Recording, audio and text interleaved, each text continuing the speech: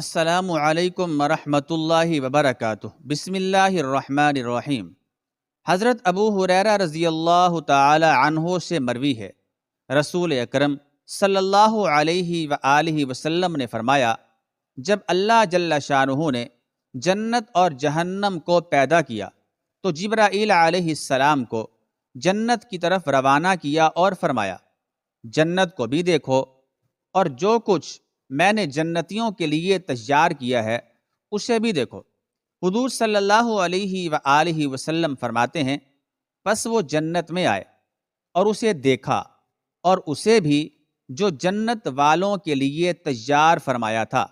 پھر وہ اللہ جل شانہ کے پاس لوٹ گئے اور عرض کیا، مجھے آپ کے غلبہ اور طاقت کی قسم، جنت کے بارے میں کوئی بھی نہیں سنے گا مگر وہ اس میں داخل ہو جائے گا۔ پھر اللہ تعالی نے اسے حکم دیا تو وہ مکروہات میں چھپائی گئی اور فرمایا، اب جنت کی طرف جاؤ اور دیکھو ہم نے جنت والوں کے لیے کیا تیار کیا ہے۔ حضور صلی اللہ علیہ وآلہ وسلم فرماتے ہیں، پس وہ جنت کی طرف لوٹ آئے تو وہ مکروہات میں ڈھکی ہوئی تھی، تو اللہ تعالی کی طرف لوٹ گئے اور عرض کیا، مجھے آپ کے غلبہ قدرت کی قسم، میں ڈرتا ہوں کہ اب تو اس میں کوئی ایک بھی داخل نہ ہو سکے گا۔ اللہ تعالی نے فرمایا کہ اب جہنم کی طرف جاؤ اور دیکھو میں نے جہنم والوں کے لیے کیا تیار کیا ہے۔ جب اسے جا کر دیکھیں گے تو وہ اوپر نیچے اپنے آپ پر چڑھی ہوئی تھی، تو وہ اللہ عز و جل کی طرف لوٹ آئے اور عرض کیا، مجھے آپ کے غلبہ قدرت کی قسم، جو بھی اس کا حال سنے گا کوئی بھی اس میں داخل نہ ہوگا۔ تو اللہ رب العالمین نے اس کے متعلق حکم فرمایا کہ خواہشات میں چھپ جاؤ، اور حضرت جبرائیل علیہ السلام سے فرمایا کہ اب جاؤ۔ جب وہ لوٹے تو دیکھ کر عرض کیا، مجھے آپ کے غلبہ قدرت کی قسم، اب تو مجھے ڈر لگتا ہے کہ کوئی ایک بھی اس سے نجات نہیں پا سکے گا بلکہ اس میں داخل ہو جائے گا۔ حضرت ولید بن عبدہ رضی اللہ تعالی عنہ فرماتے ہیں کہ جناب رسول اللہ صلی اللہ تعالی علیہ وآلہ وسلم نے حضرت جبرائیل امین علیہ السلام سے فرمایا، اے جبرائیل علیہ السلام، مجھے حور عین کے پاس لے چلو۔ تو حضرت جبرائیل علیہ السلام حضور صلی اللہ علیہ وآلہ وسلم کو ان کے پاس لے گئے تو آپ صلی اللہ علیہ وآلہ وسلم نے ان سے پوچھا، تم کون ہو؟ انہوں نے عرض کیا، ہم بڑی شان والے حضرات کی گھر والیاں ہیں جو جنت میں داخل ہوں گے اور نکالے نہیں جائیں گے، جوان رہیں گے، کبھی بوڑھے نہ ہوں گے، صاف ستھرے رہیں گے اور کبھی میلے کچیلے نہ ہوں گے۔ حضرت انس بن مالک رضی اللہ تعالی عنہ فرماتے ہیں کہ جناب رسول اللہ صلی اللہ تعالی علیہ وآلہ وسلم نے ارشاد فرمایا، جب مجھے معراج کرائی گئی تو میں جنت میں ایک جگہ پر داخل ہوا جس کا نام نہر بیدق تھا، اس پر لؤلؤ، زبرجد خضر اور یاقوت احمر کے خیمے نصب تھے۔ ان میں رہنے والی حوروں نے کہا، السلام علیکہ یا رسول اللہ، اے اللہ کے رسول صلی اللہ تعالی علیہ وآلہ وسلم، آپ پر سلام ہو۔ میں نے پوچھا، اے جبرائیل علیہ السلام، یہ کن کی آواز تھی؟ انہوں نے فرمایا، یہ وہ حوریں ہیں جو خیموں میں رکی ہوئی ہیں۔ انہوں نے اپنے رب تعالی سے آپ صلی اللہ تعالی علیہ وآلہ وسلم کو سلام کہنے کی اجازت طلب کی اور اللہ تعالی نے ان کو اس کی اجازت عطا فرمائی ہے۔ پھر وہ حوریں جلدی سے بول پڑیں، ہم راضی رہنے والی ہیں، اپنے خاوندوں پر کبھی ناراض نہ ہوں گی، ہم ہمیشہ رہنے والی ہیں، کبھی بھی جنت سے نکالی نہیں جائیں گی۔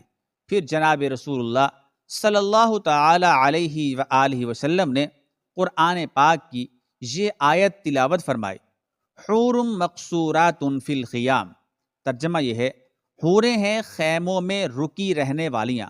ام المومنین حضرت ام سلمہ رضی اللہ تعالی عنہا فرماتی ہیں کہ میں نے عرض کیا، یا رسول اللہ صلی اللہ علیہ وآلہ وسلم، اللہ تعالیٰ کے ارشاد حور عین کے متعلق مجھے کچھ وضاحت فرمائے۔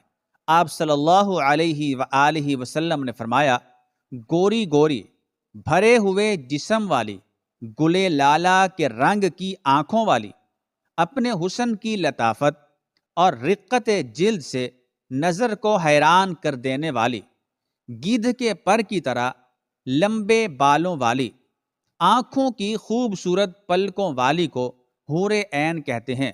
حضرت ام سلمہ رضی اللہ تعالی عنہا نے عرض کیا، آپ مجھے کأنہن الیاقوت والمرجان کی تفسیر بیان فرمائیں۔ آپ صلی اللہ علیہ وآلہ وسلم نے ارشاد فرمایا، یہ رنگت میں اس موتی کی طرح صاف شفاف ہوں گی جو سیپوں میں ہوتا ہے اور جس کو ہاتھوں نے نہیں چھوا ہوتا ہے۔ میں نے عرض کیا، آپ مجھے اللہ تعالیٰ کے ارشاد کأنہن بیض مکنون کی تفسیر بیان فرمائیں۔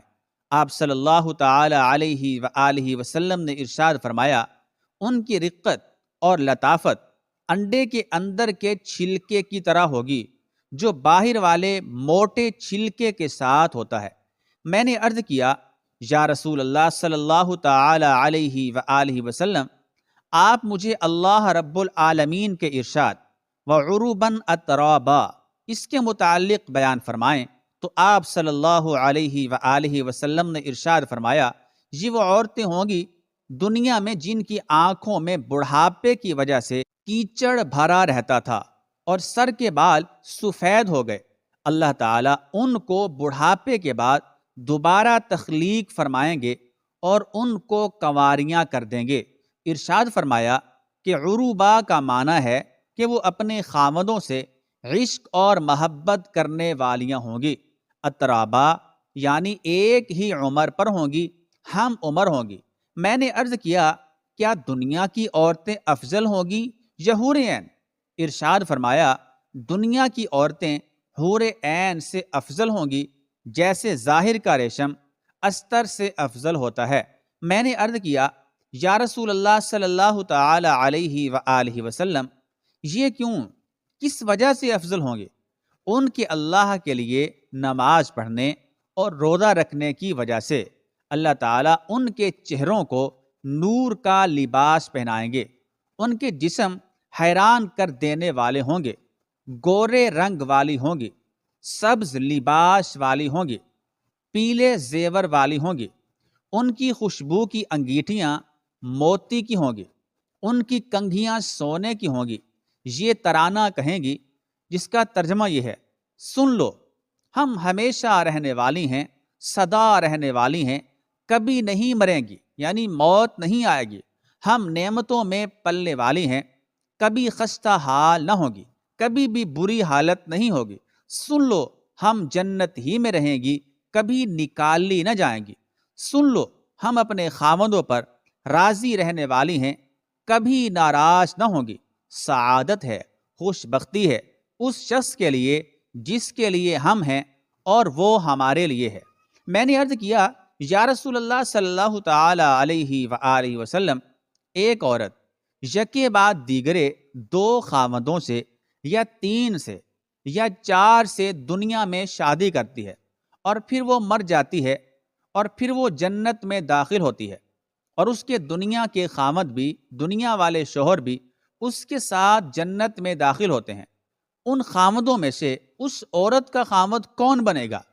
آپ صلی اللہ تعالی علیہ وآلہ وسلم نے ارشاد فرمایا کہ اس کو اختیار دیا جائے گا اور وہ ان خاوندوں میں سے زیادہ اخلاق والے کو، اچھے اخلاق والے کو منتخب کرے گی اور عرض کرے گی، اے رب، یہ شخص باقی خاوندوں سے زیادہ دنیا میں اچھے اخلاق والا تھا، آپ اس سے میری شادی کر دیں۔ پھر حضرت صلی اللہ تعالی علیہ وآلہ وسلم نے فرمایا، اے ام سلمہ رضی اللہ تعالیٰ عنہ، حسن اخلاق دنیا اور آخرت دونوں کی خیر کو ساتھ لیے ہوئے ہے۔ دعا ہے کہ اللہ تعالیٰ ہم سب کو عمل کرنے کی توفیق عطا فرمائے۔ آمین ثم آمین۔